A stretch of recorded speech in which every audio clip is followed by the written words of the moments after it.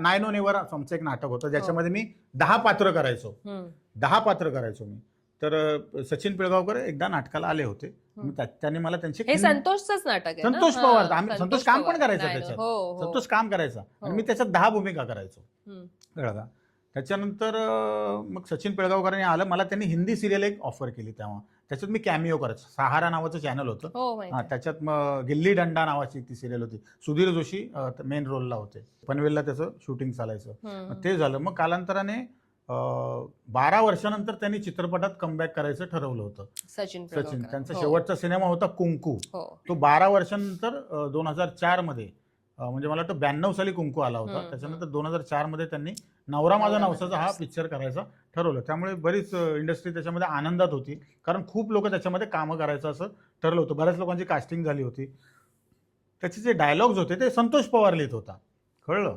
So Santosh Pawar आणि सचिन पिळगावकर यांचं एकत्र मत झालं की हे जे चिपळूणचं कॅरेक्टर आहे ते विकास समुद्रे करणार. आणि मला रिडिंगची तशी काय मला कधी गरज नाही लागली, कारण मुळात बानकोटी ते कॅरेक्टर होतं, म्हणजे चिपळूणचं. आणि यदाकदाचित हे मुळात बानकोटी नाटक होतं, त्यामुळे ती भाषा मला ऑलरेडी अवगत होती. त्यामुळे तसं त्या प्रकारे माझं तिकडे कास्टिंग झालं असतो. आणि जो पहिलाच सिनेमा जो मला मिळाला तो गोल्डन जुबली मिळाला. आणि काय ती कास्टिंग होती, सगळे एक एक मात, सचिन, अशोक. म्हणजे मी मागे पण बोललो कोणाला तरी की शनिवारी संध्याकाळी शाळेतून आल्यानंतर शनिवारी संध्याकाळी लाईट बंद करून आम्ही ज्यांचे पिक्चर बघायचो, पाणीपुरी खात किंवा भेळ खात, जे काय, त्यांच्याबरोबर मी आता काम करतोय काही 12-13 वर्षानंतर. सो खूप मोठी मेजवानी होती का ती. सचिन, अशोक सराफ, सुप्रिया पिळगावकर, रीमा लागू, जॉनी लिव्हर, सोनू निगम, जयवंत वाडकर, विजय पाटकर, प्रदीप पटवर्धन, कुलदीप पवार, एवढी सगळी मोठी मंडळी यांच्याबरोबर तुला 20-25 दिवस घालवायला मिळणार, अजून काय पाहिजे. सो हे एक माझं चांगलं हे झालं. हे सतीश तारे पण होते आणि सतीश तारे सीन आठवतोय त्यांना असं बांधलेलं असतं. हो, प्रचंड. तुला आठवते का रे ते त्यांचे ते किस्से आणि हे सतीश तारेंचे? म्हणजे तो माणूसच भन्नाट होता. नाही, सतीश तारे आणि तसा माणूस पुन्हा नाही होणार या भूतलावावरती. म्हणजे मी नेहमी म्हणतो की अकबराच्या काळात जर तारे असते तर बिरबल नसताच कुठे. बिरबल त्या दरबारात पण फिरकला नसता, त्याला फिरकूच दिलं नसतं तारेंनी. एवढा हजरजबाबीपणा त्या माणसामध्ये ना.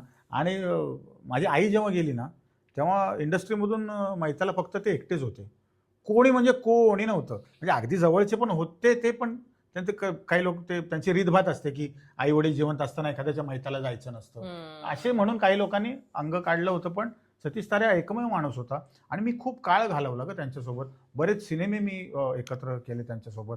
जळगावला आम्ही एक मोठा पिक्चर केला होता सदाशिव अमरापूरकरांचा, RR आबा आता तरी थांबा. त्यात 4-5 हिरो होते, म्हणजे मिलिंद गवळी मेन हिरो, आम्ही पण ऑलमोस्ट हिरोज होतो. कारण आम्हाला बॅकग्राऊंड, मला गाणं कुणी गेलं सतीश तारेने मला, अवधूत गुप्तेने गाणं गायलं आमच्यासाठी. आणि रोमॅन्टिक सॉन्ग वगैरे आम्ही ते पिक्चराईज केले त्या सिनेमामध्ये.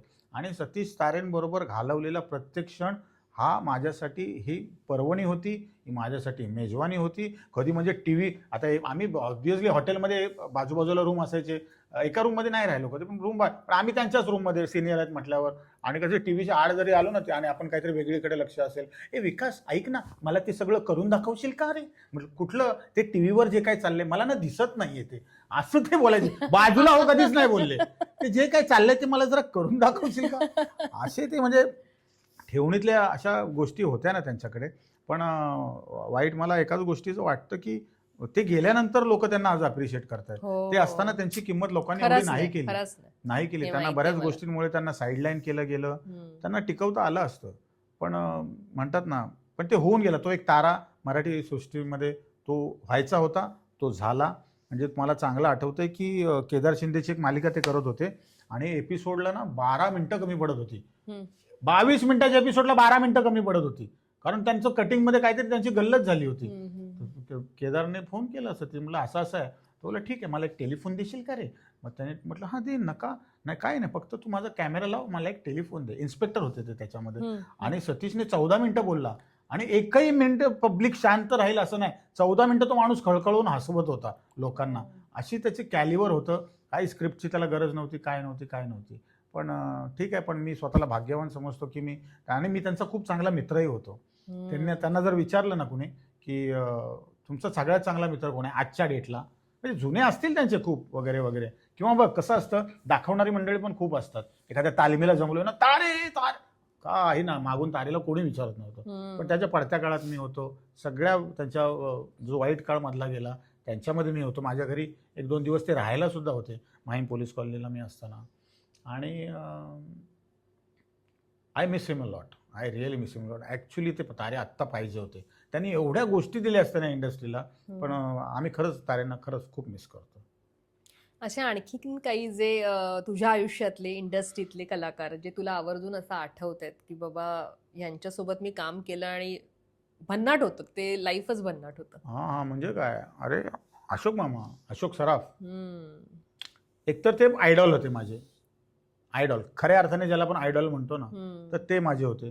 तर त्यांची भेट माझी नवरा माझा नवसाच्या दरम्यान झाली. मग ते 20 दिवस. पण तेव्हा ते पहिली भेट झाली? पहिली भेट. मी त्याच्या तोपर्यंत तू भेटला मी नव्हता? कधीच कोणाला भेटलो नव्हतो. मी खूप सामान्य वा. घरामधून आलेला माणूस आहे. त्याच्यानंतर एक नाटक फक्त. बरं, नाटक म्हणजे कसलं, 17 कलाकारांचं हे एक नाटक.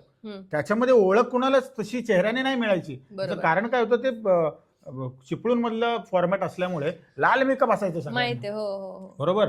संजय खापलेला तर एवढी मोठी दाढी असायची, हो. पांढरी दाढी, पांढरा विग, मुकुट. त्याला कोणी कुत्र ओळखायचं नाही. का तो सगळ्यात जास्त बॅटिंग तो करायचा. मग करायचं काय माहितीये, प्रयोग लवकर मेकअप काढून आहे ना, तो यायचा असे कपडे बिपडे चेंज करून आणि ना कुठल्या तरी कलाकाराला पकडायचा आणि पब्लिकमध्ये जाऊन, हे बघ माझा धृतराष्ट्राचा जो रोल आहे ना, तो एवढा असा आधी असा नव्हता, मी केला तो असं, म्हणजे उगाच लोकांना कळलं का रे हा धृतराष्ट्र आहे.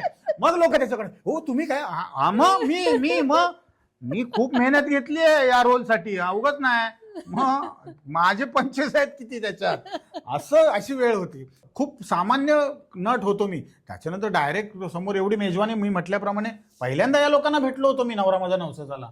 आणि मी अर्धा वेळ असाच असायचो की खरं आहे, हे खरं आहे, स्वतःला चिमटे काढायचो, हे खोटं आहे, अरे नाही मग कळायचं नाही खरं आहे. आणि मग अशोक सराफान, पण अशोक सराफ तेव्हा वाटले गेले ना सगळ्यांमध्ये, खूप कलाकार असल्यामुळे मला ते फार नाही भेटायचे.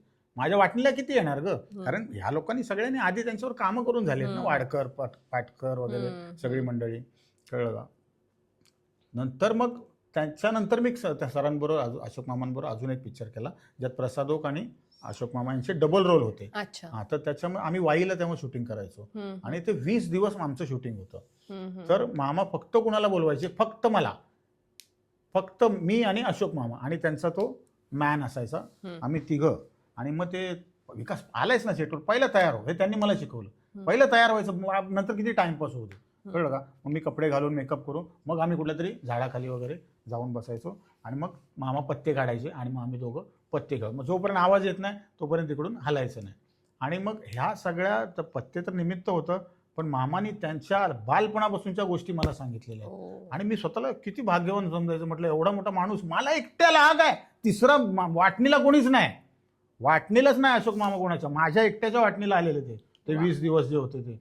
आणि मग त्यांचं बालपण संगीत नाटक कसं केलं, त्यांचे मामा नाटकांमध्ये कशा प्रकारे करायचे, मग त्यांची वाढ कशी झाली, त्यांनी कुणाकुणाला फॉलो केलं, त्यांचं पहिलं नाटक, मग त्यांचा पहिला सिनेमा, मग मला काय विकास आवडतं काय नाही आवडत, त्यांना माझी पीजे करायची पद्धत त्यांना अजिबात आवडत नाही, फेकून मारेन म्हणायचे काहीतरी, असं वाया जाशील ना या गोष्टीमुळे, असं मला ते नेहमी म्हणायचं. मामा म्हटलं, मामा माझ्या तुम्ही जात नाही, मी काय करू, इनबिल्ट आहे म्हटलं, ते सगळं इनबिल्ट आहे, ते येत राहणार, तुम्हाला जेवढं घ्यायचं तेवढं घ्या, बाकी सोडून द्या, असं म्हणायचं. म्हणजे एकदा तर सचिन पिळगावकर पण, आम्ही कुठला अजून एक सिनेमा करत होतो, मी अजून एक सिनेमा त्यांच्यासोबत केला, आदला बदली नावाचा, जे ज्युनियर मेमोद होते, जे सचिन पिळगावकरांचे खास मित्र होते, त्यांचं प्रोडक्शन होतं आणि डिरेक्टर पण तेच होते. आणि त्या दरम्यानच्या काळात माझी आई वारली, so I was very sad that time. तर मग मी ते जुहूला एका बंगलोमध्ये ते शूटिंग होतं आणि मी आतमध्ये जाऊन एकटाच बसलो होतो. हे दोघं मला भेटायला आले, अशोक सराफ आणि सचिन पिळगावकर, हे दस्तूर खुद्द दोघं मला आतमध्ये माझ्या रूममध्ये भेटायला आले की बाबा एक कंडोलन्स असतं ना, त्या टाइम आई गेली, बाकी घरी बरं आहे का, ठीक आहे. नेक्स्ट शॉट, अशोक मामा असे खाली झोपले होते, त्यांचा शॉट होता, वरून कॅमेरा, आणि मी त्यांना काहीतरी विचारतोय, मी सचिन पिळगावकर इथे बाजूला उभे. पिळगावकरांना म्हटलं, बघा एवढा मोठा माणूस आहे तरी अजून डाऊन टू अर्थ आहे म्हटलं. त्याच्यावर ते दोघांनी माझ्यावर एवढे चढले माझ्यावर, अरे तुझी परिस्थिती काय आहे आणि तू कसले जोक करतोय, एवढा मोठा माणूस आहे तरी एवढा डाऊन टू अर्थ आहे म्हणून. त्याच्यावर त्यांनी माझी परत एकदा मोठी शाळा घेतली. एक सीन होता, मी त्यांचाच ऑलराऊंडर कॅरेक्टर दाखवलं, मी ड्रायव्हर होतो, मी त्यांचा मॅनेजर होतो, मी त्यांचा कुक होतो. मी असं आणून ठेवलं, म्हणजे स्प्रिंग अनियन, हे घ्या स्प्रिंग अनियन, लागले तर सांगा आणखी अनियन, आणखी अनियन, ए अरे जा रे याला घेऊ हाकला रे इथून. मग तो मामा परत माझ्यावर फार बरसले होते. म्हटलं मामा थोडी शॉर्टमध्ये घ्यायचंय, फक्त मी असं तोंडाला नको बोलूस तू काही. असं अशा टाईपने अशोक सराफांबरोबर जे काय मी तीन चित्रपट केले.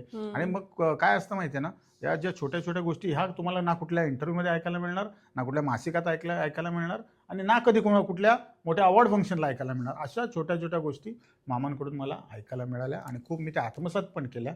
आणि ती एक माझी खूप मोठी पुंजी आहे असं मी समजतो. इंडस्ट्रीत असे कोणी डिरेक्टर किंवा असं कोणी की जे रागावलेत तुझ्यावर सीन करताना, म्हणजे जेव्हा तुम्ही गिव्ह अँड टेक असतं, तुम्हाला काहीतरी सांगणं असतं, तर तुम्ही कॉमेडियन्सचं बऱ्याचदा एक तो स्वभाव पण असतो, तू म्हणतोस तसं की 25 मारायचा, आणि कोणतरी भडकलेत, असं झालंय तुझ्या बाबतीत कधी? नाही, माझ्या बाबतीत असं कधीच नाही झालं काय.